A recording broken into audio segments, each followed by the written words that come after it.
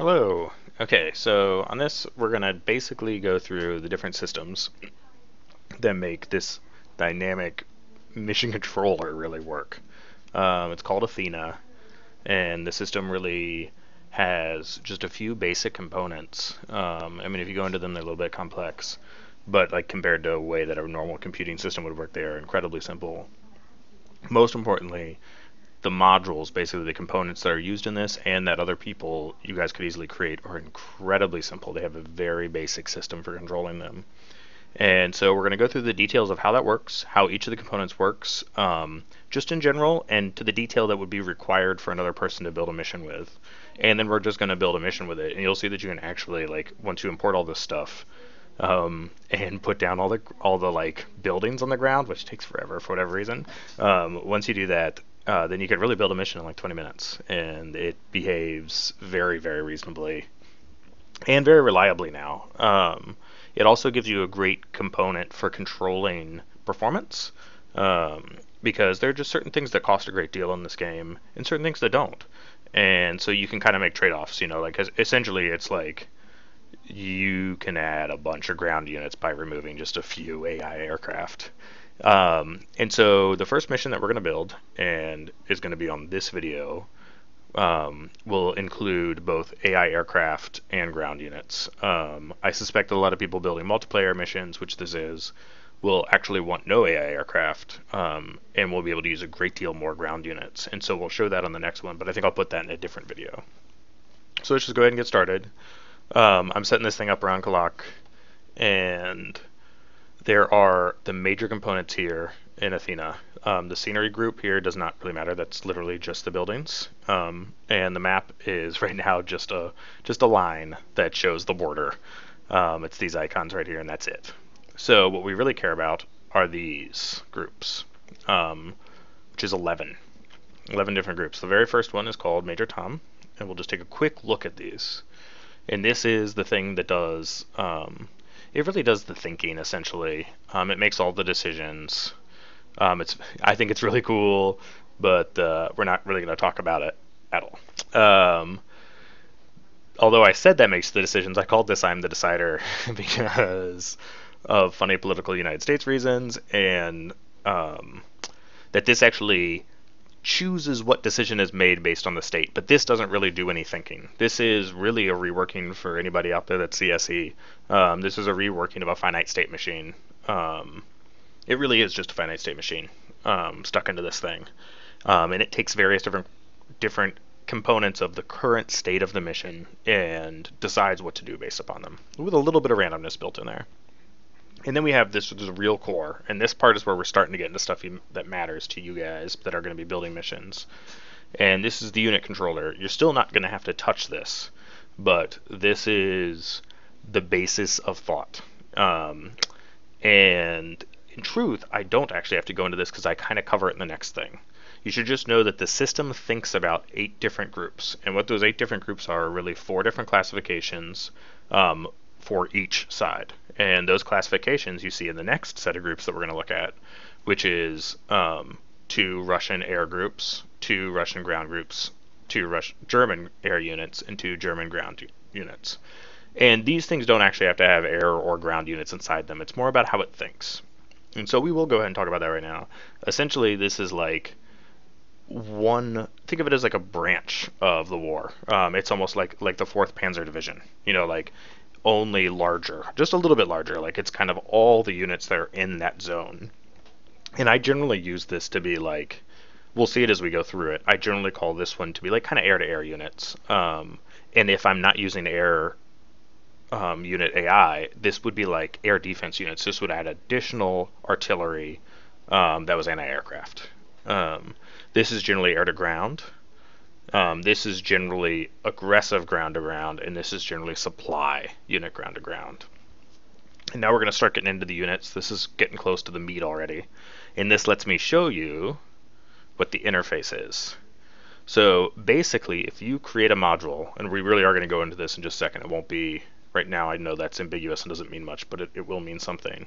And it accepts the concepts of 4 locations. I call them northeast, south, and west, but it doesn't really have to contribute to the ordinals at all. And in these missions I'm showing you, I don't even take advantage of this. I consider everything either on or off. And so we'll kind of pass that by. You just know that this signal gets sent when the system says, hey man, stuff should be going on in this region. And for this mission, stuff should always be going on in the only region we're using, because we have only one region. But this lets you break things apart and have things happen conditionally or in different areas. Then if you have a module, it doesn't have to accept any of these except for start. But it should accept most of them. You'll see some of my modules don't accept everything. Aggressive, this would churn your unit. This says like, hey man, your unit should start becoming aggressive. So this would be like the R-Air-1. All of the units in there would start becoming aggressive. Defensive, you can see the names right here. Run, this says like, hey, you should run. This is not, we'll get there in a second, but this tells the units to do whatever it is that they call running. Improve, this tells the units to become stronger. That can be both numerical and qualitatively. Like, you might have some like really poorly loaded lags, and then you improve, and you have some like awesome LA5s. So then weaken does, of course, the inverse of that. And then there's two specials. And these are, well, special. they let groups and collections of groups do things that are unique and often coordinated. So the purpose of that would be something like a bunch of stuff goes into play. We'll get to this in a second, but a bunch of stuff goes into play, and then a special gets called, and everybody attacks a certain area. Or some level bombers come in and start like just totally dropping. And then these three go the reverse direction. These are for signals from your module back into the system. And this is the core component that makes the system dynamic and reactive. Even just these three signals from each module really makes things variant every single time you play it. And with exactly the same mission loaded, very different things. The same concept of things happen, but where planes engage, where tanks engage, when tanks engage, etc., happen differently. Mostly because there's feedback. Feedback is fundamental to any kind of system that's supposed to be lifelike. So what this is this says, hey, my unit's done its thing that says like, maybe next time you can hit the special command. It doesn't mean the special command will happen next, but it means it can. And this is how things like you see in the briefing, if you play it, if you fly a wounded flight and land it back at a reverse or over your base, you'll be contributing towards the special capabilities of some of the units and some of the groups. Special 2 is the same kind of thing. I don't really use it yet. It's just in place so I can do more things when I want to, or when you guys want to. And run, this is like, hey, stuff has happened to me that makes me a little scared of the world, and maybe I should bug out. That's generally death of friendly units, but there's all kinds of things that cause it to happen, actually. And when you guys are making modules, if you want to, can make anything. It's entirely up to you. As long as it follows this, if you build anything, and I truly mean anything, and it accepts these commands, you can put it in the system, and it will behave. Well as it accepts those commands, it'll behave. So now let's actually get into some of these units. You'll see each of these have exactly the same command system. There's no variation on that or anything like that, as you can see. They're all exactly the same, very clear, not complicated. The wires they're connected to are my modules. So we're going to go through my modules now. And these are pretty simple, actually. The first one here is just an air-to-air unit. We're really just going to go through the Russian ones. Because on this mission, because this isn't kind of like a packed up mission format, they are entirely symmetric. So like, the Russian side and the German side have exactly the same styles of units. And it's very balanced. It's very unrealistic and very generic. But like, that's a great way to have it packaged, and also a great way to test whether or not the sides are equal. So I often will start missions by testing whether or not I've got like a good balance of units, and then, or an appropriate balance of units for what I'm doing. Like I might want one side to overrun the other, and then I can kind of like set the units out very carefully. And we'll walk through that. We'll see it. So in air-to-air, I have Special 1, and Special 1 is just a set of three LA5s that fly together in a patrol around the zone. And so whenever SP1 gets hit, and that's that Special 1 I told you about right here, we'll show you just one more time. Whenever the Special 1 gets hit on our air-to-air 1, then it's going to come through, and we'll see how in a moment, and turn on those three airplanes, and they're going to cruise for a while. and do their business. These guys in particular, actually, the SP-1 on air-to-air actually cruise until they're shot down, or they run out of gas and need to return to base. And then we have units in here. And we'll see we have the control structure, which I will show you, but we're not really going to go into. But it's not too complicated. So the units here, what they really say in this system is like, so there's 10 airplanes, but only 5 can be active at once. And these are the stronger ones, so these are the improved ones, and these are the weaker ones. And it can be a combination of them because of how my system works, but like really when you guys are building stuff, it can be any way you want. And so how many start when it starts will be up to 5, but it's random. 2 or more and up to 5. So you might get 2, you might get 3, you might get 4, you might get 5. 5's a little unlikely. But what's cool is that if this gets called aggressive again, if that aggressive trigger gets hit, and let's say only 2 of these got triggered, then it's very likely that the other 3 will get triggered and they'll join up. So it basically can call in reinforcements effectively. And if in between the call that spawned these originally and the next thing that makes more spawn, aggressive or defensive, aggressive or directional actually, then a weekend was called, then the next 3 that join up will be from these. So you actually will end up very commonly with mixed groups of aircraft, which is really cool. And you can, of course, control that on your own. Like, you can make these guys both be the same style. You can make any of these things be loaded out in different ways. And the system is very careful that if this one or this one is on, neither one of those can spawn until those guys either go back to their base or are destroyed. And all they do is these aircraft come out, they fly a pattern, they go, whether like this most northern or most southern route, where they're 2 in the middle, and that occurs randomly. If you were to move these waypoints around into different shapes, you would get different formations. And they make it to their end, and all through this time, they're attacking whatever types of units they should attack. You can change the elevations here if you want to. It's very simple. Like, if I just change the elevations, they're all at 330. Let's just drop them a touch. So, like, maybe we'll put it at 2800. Well, so then we got a new elevation. As soon as they hit this last one, they return to the back. And this is kind of like consider their base. I have it very forward for how you do it in a real mission, but I want everything to happen very fast so that I can see it all and ensure that everything works still. And so far it does. And so when they get back here and they get back to where their base is, you would normally put this way back here, they then will deactivate. And that gives the chance for the next swing around as the system is thinking to spawn new ones. These guys are all controlled by this control system here. And this is the control system for just these aircraft. And it looks a little complicated, but it's not. These are really just the signals that come from the aircraft, that from each individual aircraft that say whether or not it ran out of bombs, whether or not it's dead, landed, etc. And then the things to think about with them. These guys control whether or not one of those 5 to 10 units is currently active and should be spawned again. So it essentially allows a signal to come in that says, hey, give me as many aircraft as I can, and it narrows it based on how many aircraft are currently active. And that allows you to control a maximum possible number. So like this system, at absolute maximum, can have 8 aircraft, which is 5 of the regular aircraft plus the 3 special 1 aircraft. And generally, we'll only have like 2 to 4 aircraft active.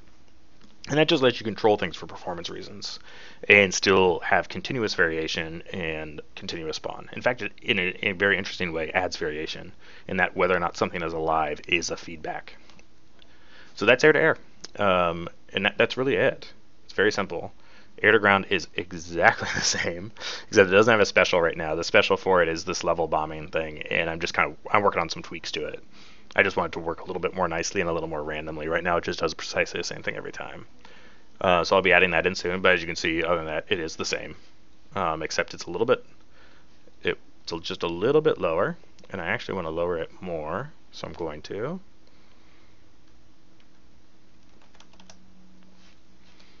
And it has HE-111s, and it has PE-2s and L-2s. So really this should probably both be L-2s with like different loadouts, but like whatever. I need the PE-2s in there because even though they should probably be flying higher, they can ground attack too though.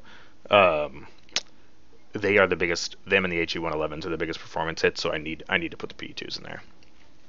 In fact, like all of these can start randomly, like you don't know if the strong one or the weak one will start, but right now I have them all start with the heaviest performance hit so that I just, know everything is in safe parameters. So then the next unit is tanks, and we're actually tanks. I have a set of tanks that are in the air-to-air, and what that means is that the system that's thinking about the second air-to-air, which is kind of the air-to-ground. Sorry, that's the second air is the air-to-ground units. And the system, as it thinks about the air-to-ground units, it's thinking about these L2s or PE2s, and it's also thinking about tanks. And so, like, since you have the tanks registered, those tanks will be told to be aggressive at the same time the PE2s are told to be aggressive. So it's really great when you do that to have them kind of lined up and close to each other, and they'll both attack an area at the same time. And that's great. You know, like they'll both take off and head for the same zone at the same time. You position them correctly, and they will literally act together. And that's because they're both in this unit. Like as you'll see as we get to our ground 1 and our ground 2, on our ground 2 I actually have 3 units. So for Russian ground, we have tanks, and this is exactly the same setup as the tanks that are in the air here.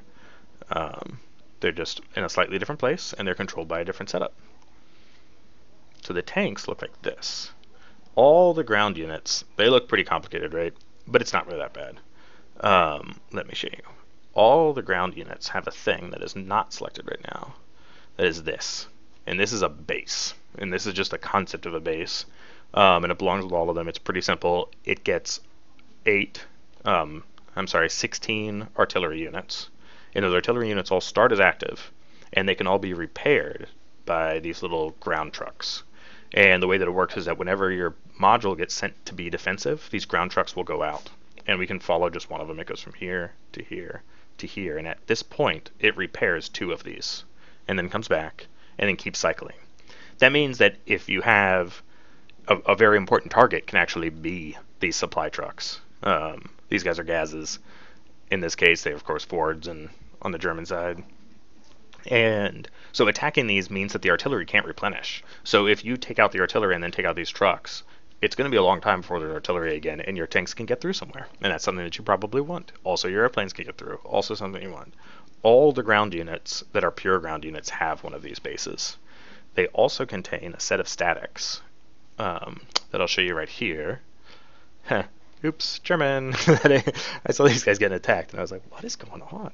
Now I know. So all these guys have a set of statics. I'm going to go check this one too.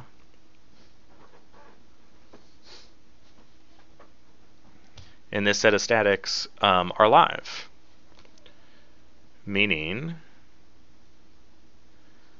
they have little dudes that walk around, and I keep track of their death. And so the death here can contribute to a much larger scale thing. This is kind of like the destruction of a base. And as you destroy bases, you can make it impossible for there to be new units that are created, like these tanks.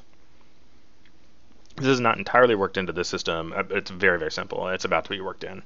And it won't even, like, you guys won't even if you're mission building with this, you won't even have to think of it that way. It's just going to be automatic, effectively. And so, like, if a base is destroyed, then all the tanks that are in here, which are these, and there's actually 20 in there. They're just right on top of each other. And that's, I'll show you why. That's so that they can all start from the same net, as you can see. And there's strong ones and weak ones, heavy tanks and light tanks. Only one would ever start at a time. So, hold on one. Oh, no, we're good. So if you got the base destroyed, these guys would not be able to spawn new ones for quite some time.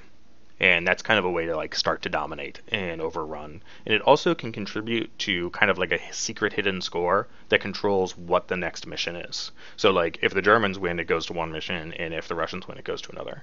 That's another thing that's not worked out because I just don't have enough missions built yet. But that's all forthcoming now that the system is fully operational. So these guys are really simple too. They're very similar to the airplane. As you can see, it looks about the same too. They move forward to a position where they begin to be aggressive, which is here.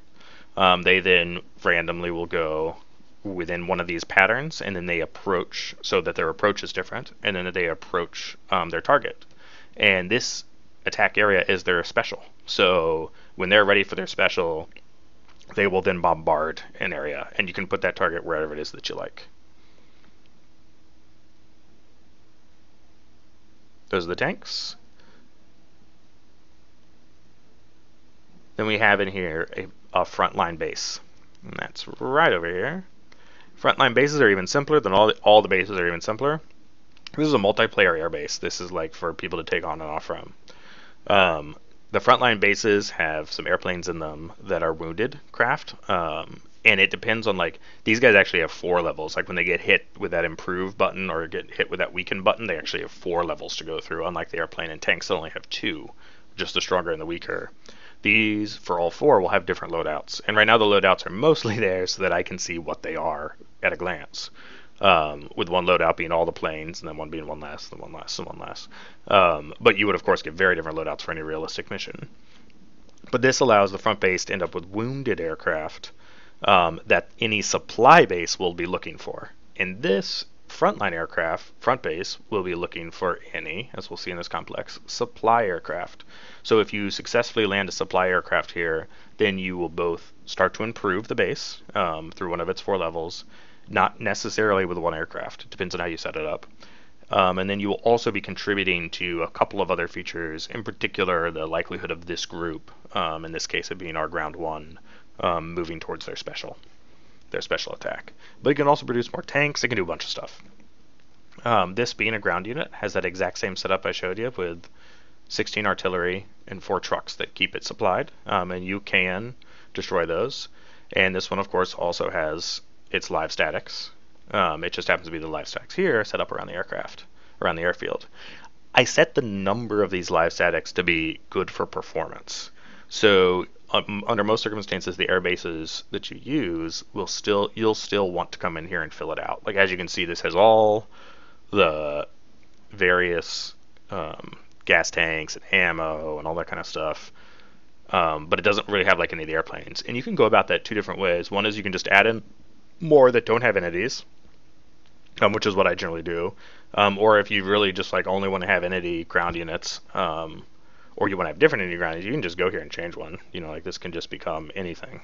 All of these things are very controllable by just change the unit. Like that's it. Like those airplanes, all you do is change the unit. I mean, even if you move from an air to a ground unit, it will still behave very appropriately. So like, you know, I could just make this be a static L2 and put it right here.